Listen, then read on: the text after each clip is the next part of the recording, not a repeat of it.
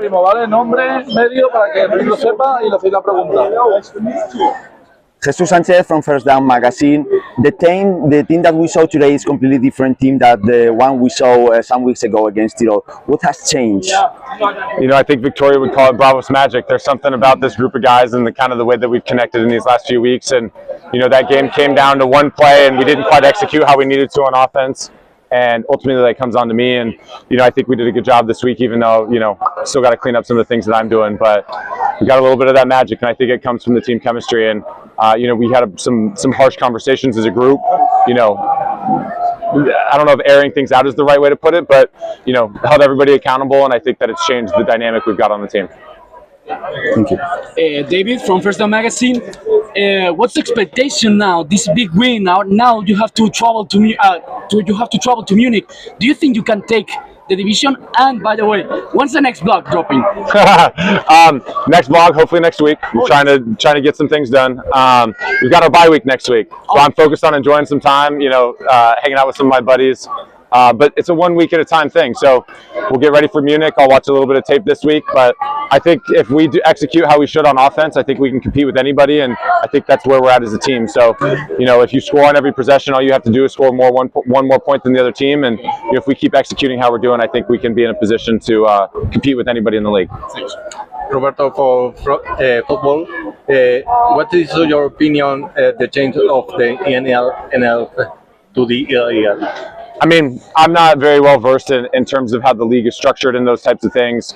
You know, I know that Jaime and Madrid have joined the EFA. I hope that it continues to grow European football because there's something special here. And I think the guys on this team that want to continue to grow as players, I want them to have more exposure. I want them to get treated fairly. And I'm not saying that they're not being treated fairly now, but I hope that that's a step in the right direction to getting guys paid more, having more resources, making sure that everything happens on time. And then it goes into how well people travel and all those things. With NFL experience, it's a lot different over here. And so you just hope that you can continue to provide for the players and that it's a viable league moving forward to keep growing the game. Thank you. Hi, Reid. First of all, congratulations for this important win. Daniel de Besa from Once Costuras.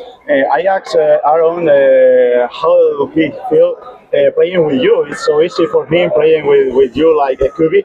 How is a QB, an NFL QB, an ex-NFL QB, playing with this level in Europe and with Aaron, with the guys from Madrid, from all Spain? How do you feel with these guys? I mean, I love these guys. You know, Jordy's one of my favorite guys. He made a physical mistake early in the game. And like that happens, but that trust that we have together especially means that I come right back to him when we call the same play later on. He makes a great play that's an impact in our 2-minute drive that gives us some momentum.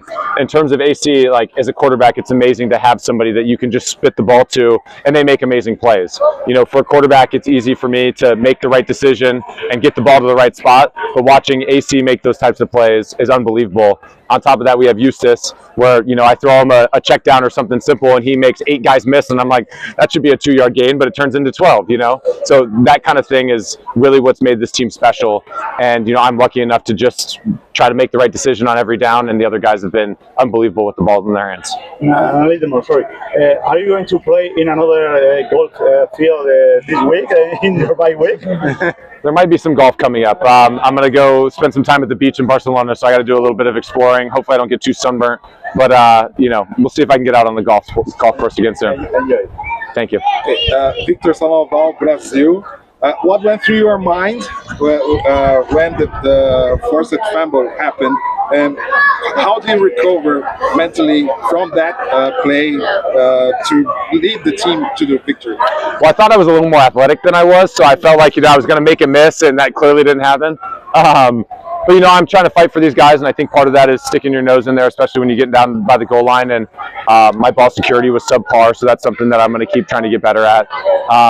But mentally, move on to the next play. And, you know, I make sure those guys know that I'm accountable to my mistakes. I take, you know, when that happens and I mess things up, I try to make sure everybody knows it, because then when I hold them accountable, I want them to understand that I'm also willing to admit that I make mistakes. But we move on to the next play, and you see what happens, you know.